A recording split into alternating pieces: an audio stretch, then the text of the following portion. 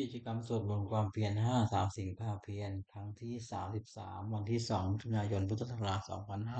2569 EP ที่2ศาลานิยธรรม6 อย่างทำเป็นที่ตั้งแห่งความให้ระลึกถึงเรียกศาลานิยธรรมมี6 อย่างคือ1เข้าไปตั้งกายกรรมประกอบด้วยปัตตาในเพื่อนภิกษุสามเณรต่อหน้าและรับหลัง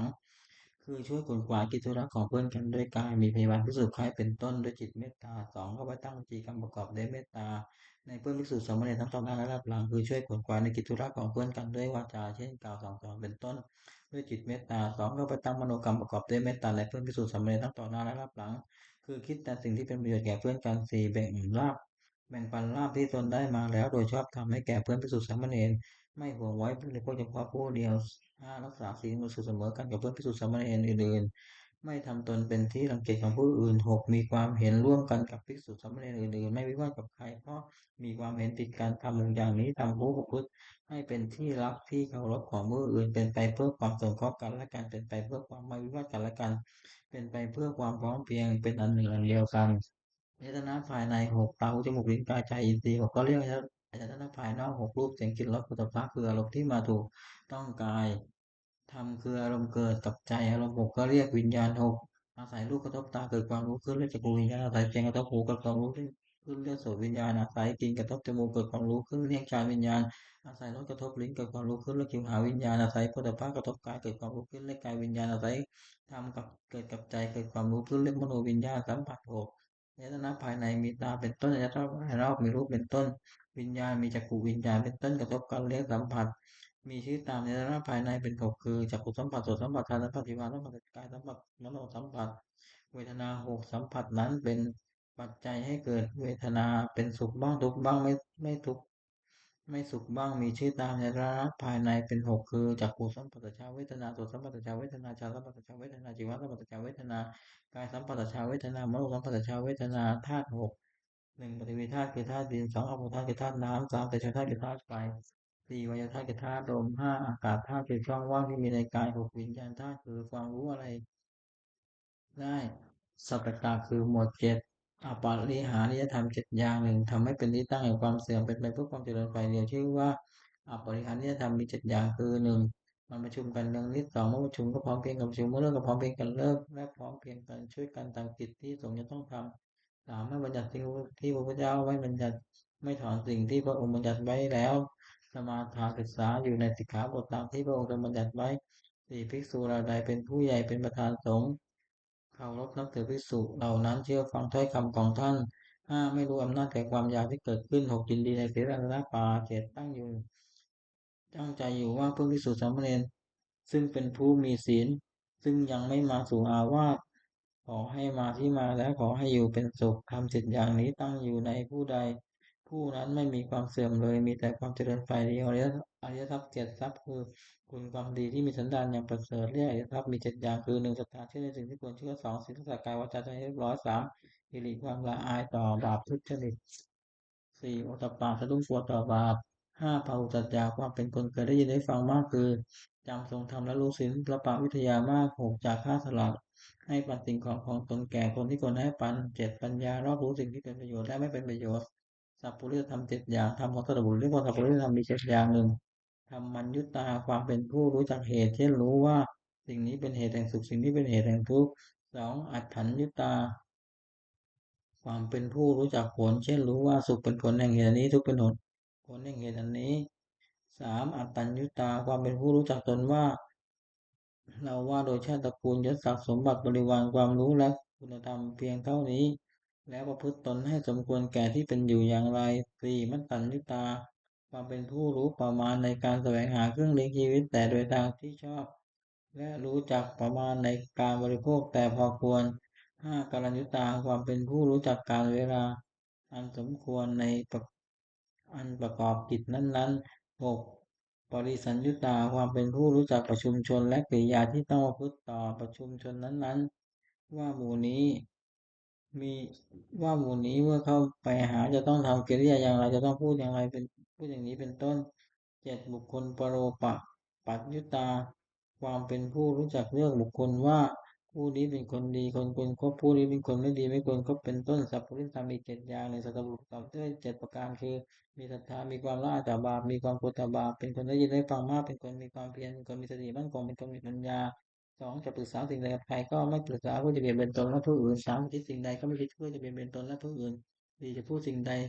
ก็ไม่พูดเพื่อจะเบียดเบียนตนและผู้อื่น5จะทำสิ่งใดก็ไม่ทำเพื่อจะเบียดเบียนตนและผู้อื่น6มีความเห็นชอบมีความเห็นว่าทำดีได้ดีทำชั่วได้ชั่วเป็นต้น 7ให้ทานโดยเคารพก็คือเอื้อเฟื้อแก่ของที่ตัวให้และผู้รับทานนั้นไม่ทำอาการดุดทิ้งเสียโพชฌงค์71สติความรึกได้2ธรรมวิจยะความสอดส่องธรรม3วิริยะความเพียร4ปิติความอิ่มใจ5ปัสสัทธิความสงบใจในร่าอารมณ์6สมาธิความตั้งใจมั่น6 7อุเบกขาความมองเฉยเรียงตามประเภทว่าสติสัมโพชฌงค์ไปโดยลำดับจนถึงอุเบกขาสัมโพชฌงค์อัตถกะคือหมวด8โลกธรรม8ธรรมที่ครอบงำตัดโลกอยู่ และโลกย่อมเป็นไปตามธรรมนั้นเรียกว่าโลกธรรมโลกธรรมนั้นมี8 อย่างคือ1มีลาภหนึ่งไม่มีลาภหนึ่งมียศหนึ่งไม่มียศหนึ่งมีทานหนึ่งสรรเสริญหนึ่งสุขหนึ่งทุกข์หนึ่งในโลกธรรม8 ประการนี้อย่างใดอย่างหนึ่งเกิดขึ้นควรพิจารณาว่าสิ่งนี้เกิดขึ้นแล้วแก่เราก็แต่ว่ามันไม่เที่ยงหรือทุกข์มีความแปรปรวนเป็นธรรมดาควรรู้ตามที่เป็นจริงอย่าให้มันครอบงำจิตได้คืออย่า ยินดีในส่วนที่ปรารถนาอย่ายินร้ายในส่วนที่ไม่ปรารถนาลักษณะการตัดสินทำวินัย8 ประการหนึ่งทำเหล่าใดเป็นไปเพื่อความกำหนดย้ำใจหนึ่งเป็นไปเพื่อความประกอบทุกหนึ่งเป็นไปเพื่อความสะสมความกิเลสหนึ่งเป็นไปเพื่อความอยากใหญ่หนึ่งเป็นไปเพื่อไม่สันโดษยินดีด้วยของมีอยู่คือมีนี่แล้วอยากมีนั่นหนึ่งเป็นไปเพื่อความคุกคีด้วยหมู่คณะหนึ่งเป็นไปเพื่อความผิดขันหนึ่งเป็นไปเพื่อความเลี้ยงยากหนึ่งทำเหล่านี้พึงรู้ว่าไม่ใช่ธรรมไม่ใช่วินัยไม่ใช่คำสั่งสอนของพระศาสดา ทำเราใดเป็นไปเพื่อความคลายกำหนัดหนึ่งเป็นไปเพื่อความปราศจากทุกข์หนึ่งเป็นไปเพื่อความไม่สะสมความกิเลสหนึ่งเป็นไปเพื่อความอยากน้อยหนึ่งเป็นไปเพื่อความสันโดษยินดีด้วยของที่มีอยู่หนึ่งเป็นไปเพื่อความสงัดจากหมู่หนึ่งเป็นไปเพื่อความเพียรหนึ่งเป็นไปเพื่อความแรงยากง่ายหนึ่งทำเหล่านี้พึงรู้ว่าเป็นธรรมเป็นวินัยเป็นคำสั่งสอนของพระศาสดามรรคมีองค์8หนึ่งสัมมาทิฏฐิปัญญาเห็นชอบคือเห็นอริยสัจสี่2สัมมาสังกัปปะดำริชอบคือดำริออกจากกามหนึ่งดำริ ในอันไม่พยาบาทหนึ่งดำริในอันไม่เบียดเบียนหนึ่งสัมมาวาจาเกิดการชอบคือเว้นจากวจีทุจริตสี่สัมมากัมมันตะทำการงานชอบคือเว้นจากกายทุจริต3สัมมาอาชีพสัมมาชีวะคือเลี้ยงชีวิตชอบคือเว้นจากการเลี้ยงชีวิตโดยทางที่ผิด6สัมมาวายามะเพียรชอบคือเพียรในที่สี่สถาน7สัมมาสติระลึกชอบคือระลึกในสติปัฏฐานทั้ง4 8สัมมาสมาธิตั้งใจไว้ชอบคือเจริญญาณทั้ง4ในองค์มรรคทั้ง8นั้นเห็นชอบดำริชอบสงเคราะห์เข้าในปัญญาสิกขาวาจาชอบการงานชอบเลี้ยงชีพชอบสงเคราะห์เข้าในศีลสิกขาเพียรชอบระลึกชอบตั้งใจไว้ชอบสงเคราะห์เข้าในจิตตสิกขานวากะคือหมวด9วาระคือมนติน9 อย่างโกรธหนึ่งลบหลู่คุณท่านหนึ่งนิสยาหนึ่งตนีหนึ่งมายาหนึ่งมักโอดหนึ่งพูดปดหนึ่งมีความปรารถนาดามุกหนึ่งเห็นพิษหนึ่งทัศกะคือหมวด10อกุศลกรรมบท10แต่เป็นกายกรรมคือทำด้วยกาย3 อย่างหนึ่งปาณาติวาสทำชีวิตสัตว์ให้ตกเรื่องคือการสัตว์2อธินาทานเรื่องสิ่งของที่ของไม่แน่เรื่องการแข่งโม3 กรรมสุริยาจารคือพฤติในกรรม4จะเป็นวิจีกรรมคือทำด้วยวาจา4 อย่างหนึ่งมุสาวาทมุเทศ2พิจารณาวาจาพุทธ2เสีย3สุวาจาพุทธกรรมยา6พระสุวาจาพุทธกรรมหยาบ7สัมผัสปราปะพุทธโซเจอร์จัดเป็นมโนกรรมคือทำด้วยใจ3 อย่าง8อภิชาโลภในได้ของเขา9พยาบาทปองร้ายเขา10มิจฉาทิฏฐิเห็นผิดจากของธรรมกรรม10 อย่างนี้เป็นทางบาปไม่ควรดำเนินกุศลกรรมบท10จะเป็นกายกรรม3 อย่าง1ปาณาติปาตาเวรมณีเว้นจากการทำชีวิตสัตว์ให้ตกล่วง2อธินาทานาเวรมณีเว้นจากการถือเอาสิ่งของที่เจ้าของไม่ได้ให้ด้วยการขโมย3 กรรมเป็นสมิจฉาจาราเวรมณีเว้นจากการพูดในกรรม4จัดเป็นวจีกรรมคือทำด้วยวาจา4 อย่าง1มุสาวาทาเวรมณีเว้นจากพูดเท็จ5ปิฎนายาวาจาเวรมณีเว้นจากพูดส่อเสียด6พระสุสาวาจายะเวรมณีเว้นจากการพูดคำหยาบ7สัมผัสปราปาเวรมณีเว้นจากพูดเพ้อเจ้อจัดเป็นมโนกรรมคือทำด้วยใจ3 อย่าง8อภิชาไม่รู้ในได้ของเขา9อพยาบาทไม่พยาบาทปองร้ายเขา10สัมมาทิฏฐิเอ็นชอบตักตามของธรรมกรรม10 อย่างนี้เป็นทางบุญควรดำเนินบุญกิริยาวัตถุ10 อย่าง1ทำไมบุญสำเร็จด้วยการประชาทาน2ทำไมบุญสำเร็จด้วยการรักษาศีล3ภาวนาไมบุญสำเร็จด้วยการเจริญภาวนา4อปัจจายนามัยบุญสำเร็จด้วยการประพฤติทำตนแก่ผู้ใหญ่7เวจาเวยาวัจจะไมยบุญสำเร็จด้วยการช่วยขวนขวายในกิจที่ชอบ6ปฏิทานามัยบุญสำเร็จด้วยการให้ส่วนบุญ7ปัตตานุโมทนามัยบุญสำเร็จด้วยการอนุโมทนาส่วนบุญ8ธรรมะสวนามัยบุญสำเร็จด้วยการฟังธรรม9ธรรมะเทศนามัยบุญสำเร็จด้วยการแสดงธรรม10ทิฏฐุทุกกรรม การทำความเห็นให้ตรงทำที่บัญชีกรมวินาหนึ่งหนึ่ง10อย่างหรือบัญชีกรมวินาหนึ่งหนึ่งว่าบัดนี้เรามีเพศต่างจากพฤหัสแล้วการกิริยาใดๆของสมณะเราต้องทำอาการกิริยานั้นๆ2บัญชีกรมวินาหนึ่งหนึ่งว่าความเลี้ยงชีพของเราเนื่องด้วยผู้อื่นเราควรทำตัวให้เขาเลี้ยงง่าย3บัญชีกรมวินาหนึ่งหนึ่งว่าอาการของกายวาจา อย่างอื่นที่เราจะต้องทำให้ดีขึ้นไปกว่านี้ยังมีอยู่อีกมากไม่ใช่เพียงเท่านี้สี่มันไม่ใช่กฎหมายหนึ่งว่าตัวของเราเองติดเตียนตัวของเราเองโดยศีลได้หรือไม่ห้ามันไม่ใช่กฎหมายหนึ่งว่าผู้ใครควรแล้วติดเตียนเราโดยสันได้หรือไม่หกมันไม่ใช่กฎหมายหนึ่งว่าเราจะต้องพัดพรากจากของรักของชอบใจทั้งนั้นเจ็ดมันไม่ใช่กฎหมายหนึ่งว่าเรามีกรรมเป็นของตัวทำสิ่งได้ดีทำชั่วจะได้ชั่วแปดมันไม่ใช่กฎหมายหนึ่งว่าคือวันล่วงไปบัดนี้เราทำอะไรอยู่เก้ามันไม่ใช่กฎหมายหนึ่งว่าเรายินดีในที่สงัดได้หรือไม่10มันไม่ใช่กฎหมายหนึ่งว่า คุณวิเศษของเรามีอยู่หรือไม่ที่จะให้เขาที่จะให้เราเป็นผู้ไม่เก้อเขินในเวลาเพื่อมาทิฏฐานในการภายหลังหน้าแต่การทำคือทำที่ทำที่พึ่ง10 อย่างหนึ่งศีลรักษากายวาจาใจให้เรียบร้อย2พระสัจจะความเป็นผู้ได้สดับรับฟังมาก3กัลยาณมิตรตาความเป็นผู้มีเพื่อนดีงาม4โสวัจจสตาความเป็นผู้รู้ว่าเป็นผู้ว่าง่ายสอนง่าย กินกริเยสุทักขตาความขยันช่วยเอาใจใส่ในกิจธุระของเพื่อนผู้ศึกษามเณร6ความมักการมตาความใคร่ในธรรมที่ชอบ7วิริยะเพียรเพื่อจะละความชั่วประพฤติความดี8สันโดษยินดีด้วยผ้านุ่งผ้าห่มอาหารที่นอนที่นั่งยาตามมีทำได้9สติทำการที่ได้ทำและคำพูดแล้วแม้นานได้10ปัญญารอบรู้ในกองสังขารตามจริงตามเป็นจริงอย่างไร คาถาวัตถุคือถ้อยคำที่ควรพูด10 อย่างหนึ่งอภิชฌคาถา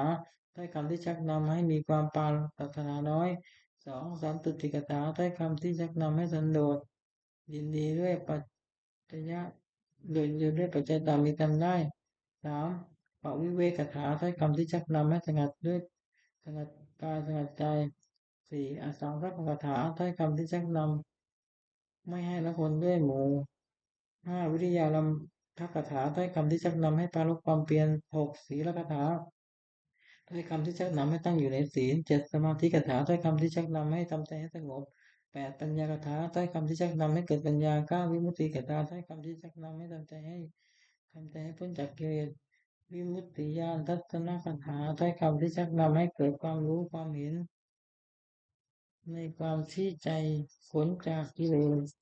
อนุสติคืออารมณ์คุณระลึก10 ประการ1พุทธานุสติระลึกถึงคุณของพระพุทธเจ้า2ธรรมานุสติระลึกถึงคุณของพระธรรม3สังฆานุสติระลึกถึงคุณของพระสงฆ์4ศีลานุสติระลึกถึงศีลของตน5จาคานุสติระลึกถึงทางที่บริจาคแล้ว6เทวตานุสติระลึกถึงคุณที่เรา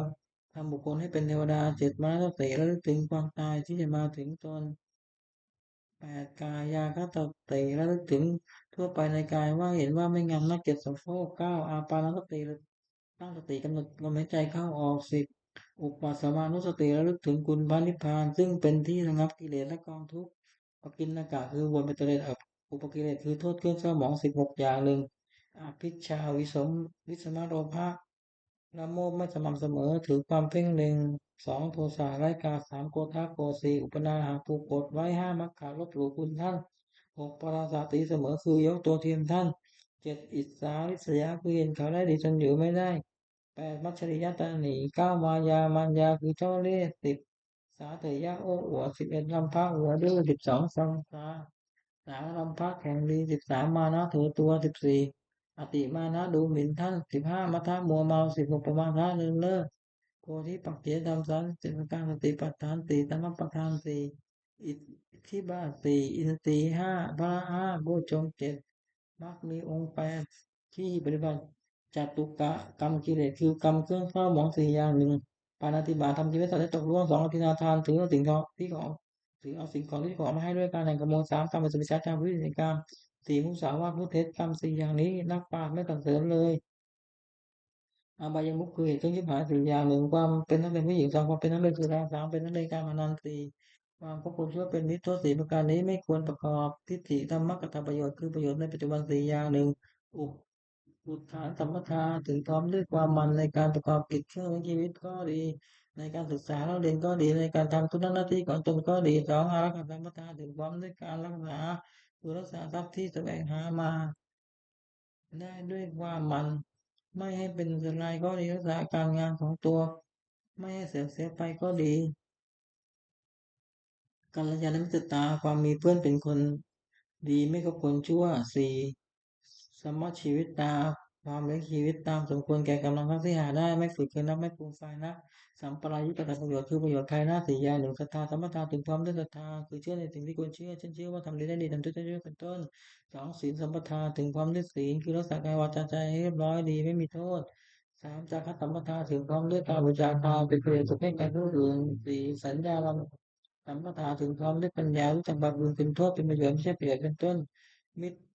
แต่ปฏิรูปคือคนเทียมมิตรสี่จำพวกหนึ่งคนบอกเล่าสองคนเดียวพูดสามคนรวมเป็นจบสี่คนชักชวนในทางที่หายคนสี่จำพวกนี้ไม่ใช่มิตรเป็นแต่คนเทียมมิตรไม่ควรคบหนึ่งคนปอกลอบนิสัยสี่หนึ่งที่เราจะได้ไปเดียวสองเสียให้น้อยเอาคิดเอาให้มากสามเมื่อมีภัยแก่ตัวจะรับเอากิจของเพื่อนสี่คบเพื่อนเพราะเห็นประโยชน์แก่ประโยชน์ของตัวสองคนอีกพูดนี้ละสี่หนึ่งเก็บเอาของ ที่ร่วงแล้วมาปราศัยสองอ้างเขาสองอ้างของที่ยังไม่มีมาปราศัยสามสงเคราะห์ด้วยสิ่งหาประโยชน์ไม่ได้สี่ออกปากพึ่งไม่ได้สามคนหนุนประจบมีลักษณะสี่หนึ่งทำจะทำชั่วก็คอยตามต่อให้ทำดีก็คอยตามสามต่อหน้าว่าสรรเสริญสี่ระดับด้านนินทาสี่คนชักชวนในทางที่หมายมีลักษณะสี่ชวนหนึ่งน้ำเมาสองชักชวนในความคืนสามชักชวนมัวเมาในการเล่น สี่ชักชวนเล่นการพนันมิตรแท้สี่จำพวกหนึ่งมิตรอุปการะสองมิตรร่วมสุขร่วมทุกข์สามมิตรนำประโยชน์สี่มิตรเป็นความรักใคร่มิตรสี่จำพวกนี้เป็นมิตรแท้ควรครบหนึ่งมิตรมีอุปการะมีทัศนะสี่หนึ่งป้องกันเพื่อนผู้ประมาทแล้วสองป้องกันทรัพย์สมบัติของเพื่อนผู้ประมาทแล้วสามเมื่อมีภัยเป็นที่พึ่งกำลังได้สี่เมื่อมีธุระช่วยออกทรัพย์ให้เกินกว่าที่ออกปากสองมิตรร่วมสุขร่วมทุกข์มีลักษณะสี่หนึ่งขยายความลับของตนแก่เพื่อนสองปิดความลับของเพื่อนไม่ให้ข้างภาย ไม่ละทิ้งในยามวิบัติสี่แม่ชีวิตก็อาจสละแทนได้สามมิตรแนะนำประโยชน์ไม่ละสี่หนึ่งห้ามไม่ทำความเชื่อสองแนะนำให้ตั้งอยู่ในความดีสามให้ฟังสิ่งที่ยังไม่เคยฟังสี่บอกทางสวรรค์ให้มิตรหนีความรักใคร่มิตรละสี่หนึ่งทุกด้วยสองสุขด้วยสามโต้เถียงเมื่อผู้อื่นติดเตียนเพื่อนสี่รับรองคนที่ผู้สั่งสอนเพื่อนสังขารวัตถุสี่อย่างหนึ่งทานให้ปันสิ่งของตนแก่ คนที่ควรให้ปันสองปิยาวาจาวาเจจาวาจาที่หวานหวานสามอัตถจริยาประพฤติสิ่งที่เป็นประโยชน์แก่ผู้อื่นสี่สมานตตาความเป็นคนมีตนเสมอไม่ถือตัวคุณทั้งสี่อย่างนี้เป็นเครื่องยึดเหนี่ยวใจให้ผู้อื่นได้ไว้ได้สุขของเขาฤหัสถ์สี่อย่างหนึ่งสุขเกิดแต่ความมีทรัพย์สองสุขเกิดแต่ความปัจจัยบริโภคทรัพย์สามสุขเกิดแต่ความไม่ต้องเป็นหนี้สี่สุขเกิดแต่ประกอบการงานที่ปราศจากโทษ ความปรารถนาของบุคคลในโลกที่ได้สมหมายด้วยยากสี่อย่างหนึ่งขอสมบัติจงเกิดมีแก่เราโดยการที่ชอบสองขอยศจงเกิดมีแก่เรากับญาติพวกพ้องสามขอเรารักษาอายุยืนนานสี่เมื่อสิ้นชีวิตแล้วขอเราจงไปบังเกิดในสวรรค์ทำเป็นเหตุให้สมหมายมีอยู่สี่อย่างหนึ่งศรัทธาสัมปทาถึงความด้วยความศรัทธาสองศีลสัมปทาถึงความด้วยศีลสามจักรสัมปทาถึงความด้วยวิจารทานสี่ปัญญา สัมปทาถึงความได้ปัญญาแต่กูนั้นตั้งอยู่นานไม่ได้เฉพาะสถานสี่หนึ่งไม่แสวงหาวัตถุที่หายแล้วสองไม่พัสดุ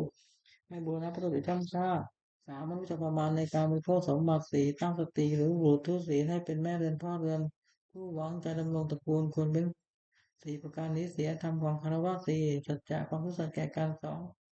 ธรรมะรู้จักข่มจิตของตนสามขันติอดทนสี่จาคะสละให้มันสิ่งของตนแก่ที่ควรให้ปัญจกะคือประโยชน์เกิดแต่การเสียพวกทรัพย์ห้าอย่างแสวงหาพวกทรัพย์ได้ในตามชอบแล้วหนึ่งเลี้ยงตัวมารดาบิดาบุตรภรรยาบ่าวพ่ายให้เป็นสุขสองเลี้ยงผู้ฝูงให้เป็นสุขสามบำบัดอันตรายที่เกิดแต่เหตุต่างๆสามสี่ทำพีห้าอย่างกอญาติพีสงเคราะห์ญาติขออิทธิพีต้อนรับแขกคอปุพระเพตพีทำบุญอุทิศให้ผู้ตายงอราชพีถวายหลวงมีภาษียกรเป็นต้น เจ็ดเทวดากอดจอดเทวตาปีทำบุญอุทิศให้เทวดาห้าบริจาคทานในสมณพราหมณ์ผู้ประพฤติชอบศีลห้าหนึ่งปาณาติปาตาเวรมณีเว้นจากทำเสียตันในตกล่วงสองอธินาทานาเวรมณีเว้นจากถือเอาสิ่งของที่เจ้าของไม่ได้ให้ด้วยการแห่งขโมยสามการไม่สุมิชฌาจาราเวรมณีเว้นจากพูดผิดในการศีลสาวาทาเวรมณีเว้นจากพูดเท็จ สุราเมรยะไม่ใช่ประมาณฐานาเวรมณีไว้จากการดื่มน้ำเมาคือสุราเมรัยอันเป็นที่ตั้งแห่งความประมาทศีลห้าประการคุรหะโขลเราเป็นนิจฉาวริชาคือการค้าขายไม่ชอบทำ5 อย่างหนึ่งค้าขายเครื่องประหารสองค้าขายมนุษย์สามค้าขายสัตว์เป็นสำหรับค้าเพื่อเป็นอาหารสี่ค้าขายน้ำเมาห้าค้าขายยาพิษการค้าขาย5 อย่างนี้เป็นข้อห้ามอุบาสกไม่ให้ประกอบสมบัติของอุบาสก5 ประการหนึ่งประกอบด้วยศรัทธาสองมีศีลบริสุทธิ์สามไม่ถือมงคลตื่นข่าวคือเชื่อกรรมไม่เชื่อมงคลสี่ไม่แสวงหาเขตบุญนอกพุทธศาสนาห้าบำเพ็ญบุญแต่ในพระพุทธศาสนาอุบาสกพึงตั้งอยู่ในสถาน5 ประการเว้นจากวิบัติ5 ประการซึ่งวิปริตจากสมบัตินั้นสัตกาทิศหกวัตถินทิศคือทิศเบื้องหน้ามารดาบิดาสองทักขิณทิศคือทิศเบื้องขวาอาจารย์สามปัจฉิมทิศคือทิศเบื้องหลังมิตรภรรยาสี่อุดรทิศคือทิศเบื้องซ้ายมิตรห้าเหตุถินทิศคือทิศเบื้องต่ำบ่าวหกอุปริมทิศคือทิศเบื้องบนสนมัตถามหนึ่งปุรทิมทิศคือทิศเบื้องหน้ามารดาบิดาบุตรพึงบำรุงด้วยสถานหนึ่งท่านได้เลี้ยงมาแล้วเลี้ยงท่านตอบสองทำกิจธุระของท่านสามดำรงวงศ์ตระกูล สี่ประพฤติตนให้เป็นคนควรรับทรัพย์มรดกห้าเมื่อท่านล่วงลับไปแล้วทำบุญอุทิศให้ท่านมารดาบิดาได้บุญชนิดแล้วย่อมอนุเคราะห์บุตรด้วยสถานหนึ่งห้ามไม่ให้ทำชั่วสองให้ตั้งอยู่ในความดีสามให้ศึกษาศิลปวิทยาสี่หาภรรยาที่สมควรให้ห้ามอบทรัพย์ให้ในสมัยสองทักษิณทิศทิศเบื้องขวาอาจารย์ศิษย์พึงบำรุงด้วยสถานหนึ่งด้วยคุณยืนรับสองด้วยเข้าไปยืนคอยรับใช้สามด้วยเชื่อฟังสี่ด้วยอุปถานห้าด้วยเรียนศิลปวิทยาโดยเคารพอาจารย์ได้ รับประมูลคดีแล้วย่อมอนุเคราะห์สิทธิ์ด้วยสถานหนึ่งแนะนำดีสองให้เรียนดีสามบอกศิลปะให้สิ้นเชิงไม่ปิดบังอำพรางสี่ยกย่องให้ปรากฏในเพื่อนฝูงห้าทำความป้องกันในทิศทั้งหลายคือจะไปทางทิศไหนก็ไม่อดอยากสามปัจฉิมทิศคือทิศเบื้องหลังภรรยาสามีประมูลด้วยสถานหนึ่งด้วยการยกย่องนับถือว่าเป็นภรรยาสองด้วยไม่ดูหมิ่นสามด้วยไม่ประพฤติร่วงใจสี่ด้วยมอบความเป็นใหญ่ให้ห้าด้วยให้เครื่องแต่งตัวภรรยาและบุรุษทีและย่อมอนุเคราะห์สามีด้วยสถานหนึ่งจัดการงานดีสองสงเคราะห์คนข้างเคียงของผัวดีสามไม่ประพฤติร่วงใจผัวสี่รักษาทรัพย์ที่ผัวหามาได้ไว้ห้าขยันไม่เกียจคร้านในกิจของการทั้งปวงสี่อุดรทิศกทิศเบื้องซ้ายมิตรกุลบุตรภูมิลุงด้วยสถานหนึ่งด้วยให้ปันสองด้วยเจรจาด้วยคำที่ไพเราะสามด้วยประพฤติประโยชน์สี่ด้วยความเป็นผู้มีตนเสมอห้าด้วยไม่แกล้งกล่าวให้คาดจากความเป็นจริงมิตรได้บำรุงชนิดและย่อมอนุเคราะห์กุลบุตรด้วยสถานหนึ่งรักษามิตรผู้มาแล้วสองรักษารักของมิตรผู้มาแล้วสามเมื่อมีภัยเป็นที่พึ่งเราได้สี่ไม่ละทิ้งในยามวิบัติห้านับถือตลอดถึงวงพาณิชย์ เหตุผลที่กระทบเบื้องต่ำเบานายบำรุงด้วยสถานหนึ่งด้วยการจัดการงานให้ทำตามสมควรแก่กำลังสองด้วยให้อาหารและรางวัลสามด้วยรักษาพยาบาลในเวลาเจ็บไข้สี่ด้วยแจกของมีรสแปลกประหลาดให้กินด้วยปล่อยในสมัยบ่าวได้บำรุงชนิดแล้วย่อมอนุเคราะห์นายด้วยสถานหนึ่งลุกขึ้นทำการงานก่อนนายสองเลิกงานทีหลังนายสามถึงเอาแต่ของวินัยให้สี่ทำการงานให้ดีขึ้นนำคุณของนายไปสรรเสริญในที่นั้นอุปริมที่กระทิศเบื้องบนสมณพราหมณ์กุลบุตรภูมิรู้ด้วยสถานหนึ่งด้วยกายกรรม คือทำอะไรประกอบด้วยเมตตาสองด้วยวิธีกรรมคือพูดอะไรประกอบด้วยเมตตาสามด้วยมโนกรรมคือคิดอะไรประกอบด้วยเมตตาสี่ด้วยความเป็นผู้ไม่ปิดประตูคือไม่ได้ห้ามเข้าบ้านเรือนด้วยให้อภิธานสมณพราหมณ์ได้บรรลุชนิดแล้วย่อมอนุเคราะห์กุลบุตรด้วยสถานหกหนึ่งห้ามไม่ให้กระทำความชั่วสองให้ตั้งอยู่ในความดีสามอนุเคราะห์ด้วยน้ำใจงามสี่ให้ได้ฟังสิ่งที่ยังไม่เคยฟังทำสิ่งที่เคยฟังแล้วให้แจมหกบอกทางสวรรค์ให้ อบายมุขคือเหตุขึ้นจุดหายหกหนึ่งน้ำเมาสองเที่ยวกลางคืนสามเที่ยวดูการเล่นสี่เล่นการพนันห้าควบคุมเชื่อเป็นมิตรถึงกิจการทำการงานหนึ่งดื่มน้ำเมามีโทษหกหนึ่งเสียทรัพย์สองก่อทะเลาะวิวาทสามเกิดโรคสี่ต้องติดเตียนห้าไม่รู้จักอายหกสองกำลังปัญญาสองเที่ยวกลางคืนมีโทษหกหนึ่งเชื่อว่าไม่รักษาตัวสองเชื่อว่าไม่รักษาลูกเมียสามเชื่อว่าไม่รักษาทรัพย์สมบัติสี่เชื่อว่าเป็นที่ระแวงของคนทั้งหลายห้ามักถูกใส่ความหกได้ความลำบากมากสามเที่ยวดูการละเล่นมีโทษตามวัตถุที่ไปดูหกหนึ่งทำที่ไหนไปที่นั่นสองขับร้องที่ไหนไปที่นั่นสามตีปากที่ไหนไปที่นั่น สี่เสียงพาที่ไหนไปที่นั่นห้าเพลงที่ไหนไปที่นั่นหกสุดที่ไหนไปที่นั่นสี่เล่นการพนันมีโทษหกเมื่อชนะย่อมก่อเวรสองเมื่อแพ้ย่อมเสียดายทรัพย์ที่เสียไปสามทรัพย์ย่อมที่หมายสี่ไม่มีใครเชื่อถือได้คำห้าเป็นที่หมิ่นประมาทของเพื่อนหกไม่มีใครประสงค์จะแต่งงานด้วยพวกคนชั่วเป็นมิตรมีโทษตามบุคคลที่ครบหกหนึ่งนำเป็นนักเลงการพนันสองนำไปเป็นนักเลงชู้สามนำเป็นนักเลงเหล้าสี่นำให้เป็นคนลวงเขาด้วยของปลอมห้านำให้เป็นคนลวงเขาซึ่งหน้าหกนำให้เป็นคนหัวไม้